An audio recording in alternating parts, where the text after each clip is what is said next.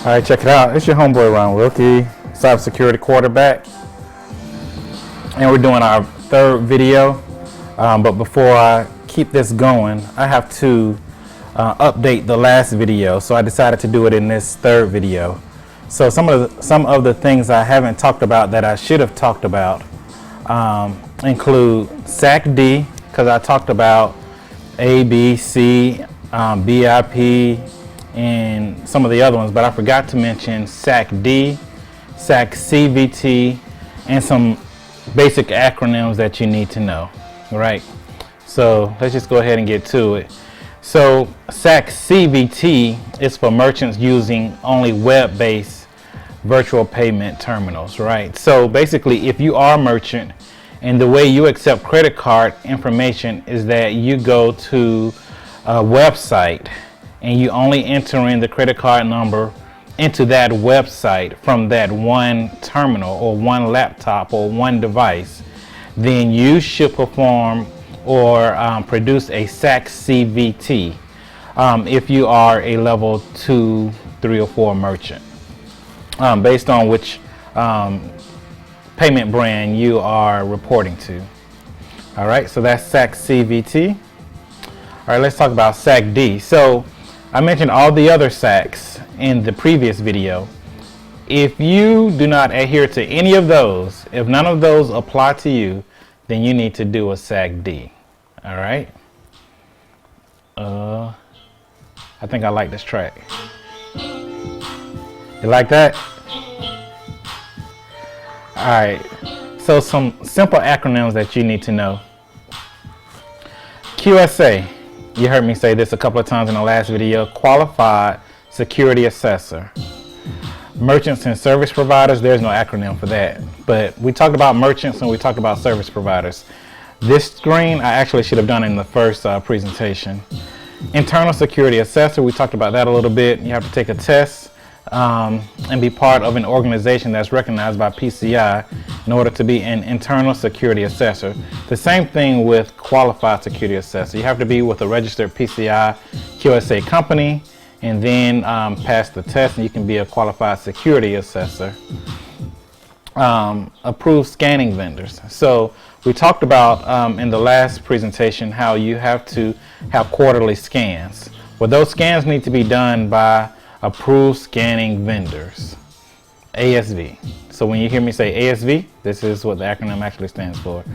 And payment application qualified security assessors, same thing. You need to be a qualified security assessor based on payment applications. And we will talk about payment applications in the rest of part of this next video. So now our actual objectives of this presentation. We want to talk about PADSS, which I just mentioned. We want to talk about PCI environments, the different types of environments for PCI. We want to talk about P2Pe, which stands for point-to-point encryption, and also reducing your scope using point-to-point encryption, your scope for your PCI validation or certification. All right, so what is PADSS? So we talked about PCI DSS. Those are those 12 standards that I talked about. And we're going to dive into more deeply in other videos. But a PADSS, as you can see by the text on the screen, is a comprehensive set of requirements for payment applications. So there are payment applications, and in order for them to be certified, they have to meet a set of requirements for to process or store or transmit credit card information. It's different than PCI DSS, but it aligns along with PCI DSS. All right, so PADSS, again, this is more information about it. You can read, you can pause the video and look at the screen. But basically, how do you consider yourself needing to pass or adhere to PADSS requirements? Well, the first thing is to verify whether or not you have a payment application, right? And if you do, you need to do an assessment on it. Specifically, only applications that store, process, or transmit credit card or cardholder data as part of the authorization or settlement of payments are considered to be payment applications. So if you are part of that loop, this payment application is part of that loop, then you need to adhere to PADSS requirements. So applications not related to authorization and settlement, but handle payment and card data for other purposes. Loyalty programs. So sometimes, let's say you have a program in which you give discounts to certain members. All right. So those type of requirements with PADSS do not apply to loyalty programs and programs like those. All right. So these are examples. PADSS would apply to payment applications that are typically sold and installed off the shelf. All right. So if there's a PADSS program that you can just go and buy, then those apply. PADSS apply to those payment applications. Off the shelf programs, they apply. But they do not apply when it is highly customized as a one-off, or if you produce a payment application in-house. They do not have to adhere to PADSS standards, but they do have to adhere to PCI DSS standards.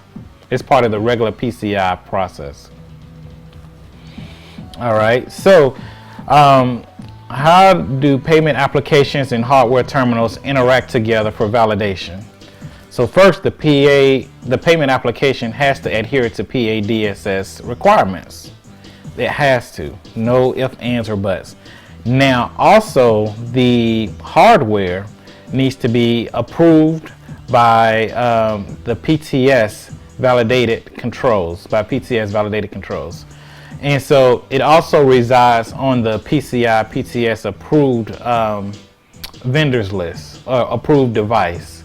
So we'll talk a little bit about the different PCI environments, but when I was putting this together, I noticed that you guys probably didn't know what PTS stood for. And if you didn't know what PTS stood for, there's some other things you don't know. So now I want to go and talk about some of those other environments. And we'll discuss PCI PTS on this slide. So you already know PCI DSS stands for, and PADSS. We talked about PADSS just the previous slides, right? PCI DSS in our very first presentation. We talked about P2Pe, point-to-point. Well, actually we haven't. We'll talk about that shortly. But PCI PTS, point of interaction, covers the protection of sensitive data at point of interaction devices and their secure components. So basically, these are requirement standards for point of interaction devices. That's what PCI PTS stands for. So in our previous slide, we're saying that hardware, it has to be approved. It has to be an approved point of interaction device, PTS. A PCI PTS approved point of interaction device, in order for this hardware to work with a payment application and be validated. All right, so let's go back to our slide in environments for PCI. We talked about PCI PTS, point of interaction, PIN. All right, so PIN covers secure management, processing, and key transmissions of personal identification numbers. All right, so you know what that is? Personal identification numbers, that's your PIN that you put in.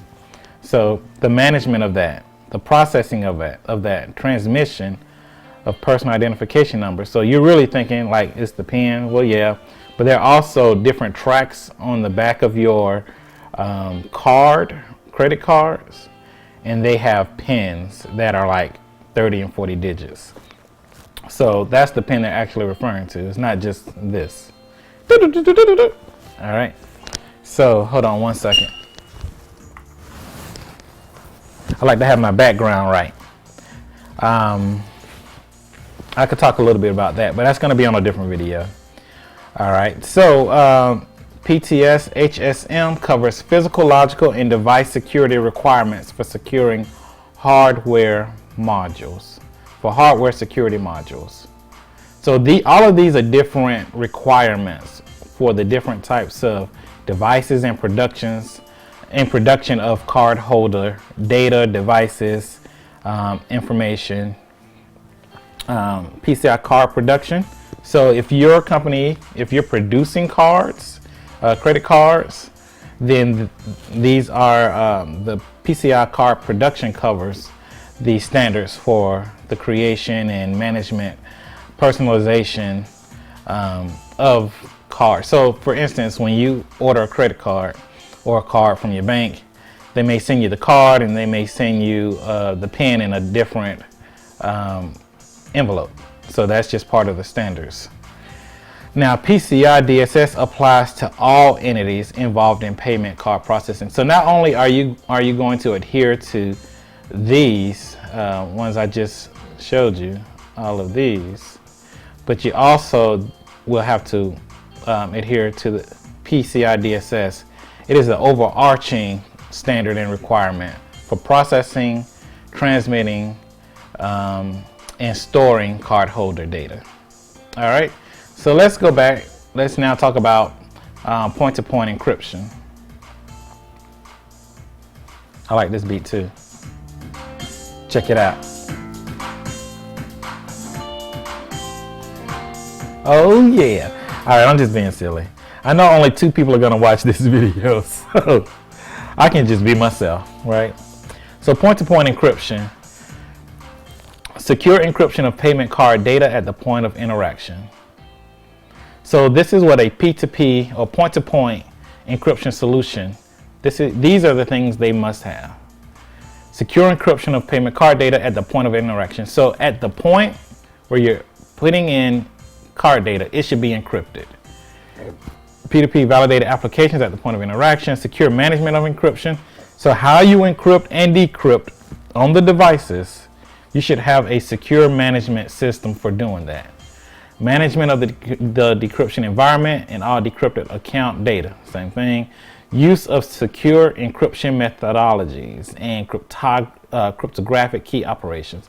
So how you manage the keys, you should have a secure methodology, tried and tested methodology for that. All right, so I'm assuming that makes sense, right? Another cool beat. Oh, you might just listen to my presentations for the hot beats, right? All right, scope reduction. So if you are using point-to-point encryption solutions, it can help reduce the scope of your PCI validation or certification.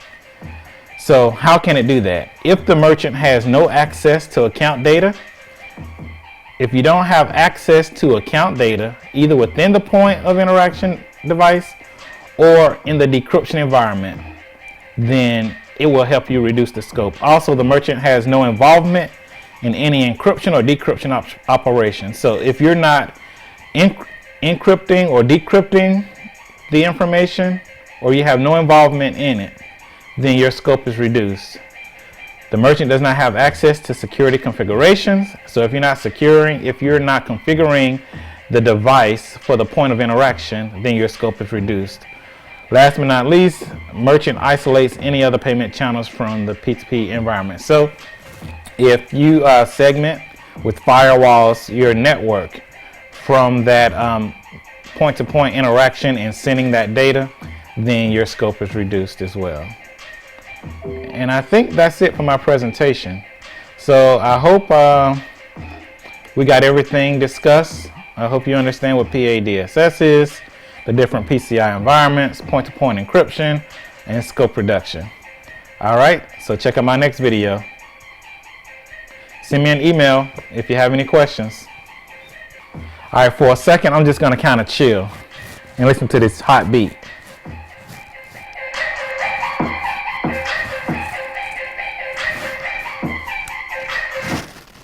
Oh yeah.